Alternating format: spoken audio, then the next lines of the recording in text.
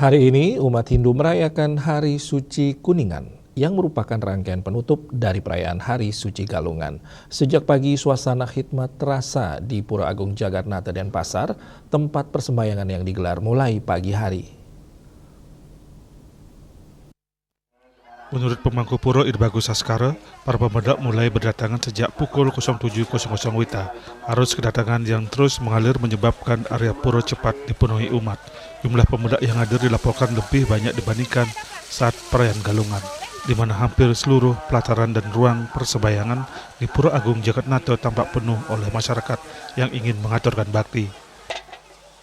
Persembahyangan sendiri dimulai mungkin dari rumah masing-masing ya, dari Sangga Kemulan, karena merupakan hari ini hari terakhir rangkaian Galungan, di mana Ida Betara yang guru maupun Ida Betara Betari mencecingak kepada para warih-warih maupun damu-damu Ida.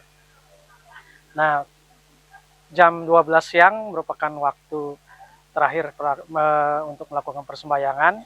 Setelah itu beliau, para Betara Betari, leluhur sareng sami, malih budal ke parayangan masing-masing.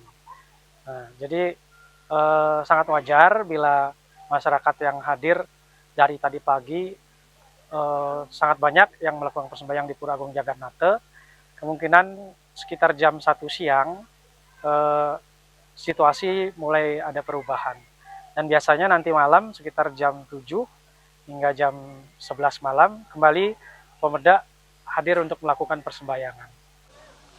Berlanjut, Tua Haji Mangku mengatakan bahwa pada hari Kuningan, umat biasanya menjadikan Pura Agung Jagatnata sebagai tujuan persembahyangan pertama sebelum melanjutkan perjalanan spiritualnya ke Pura Sakenan.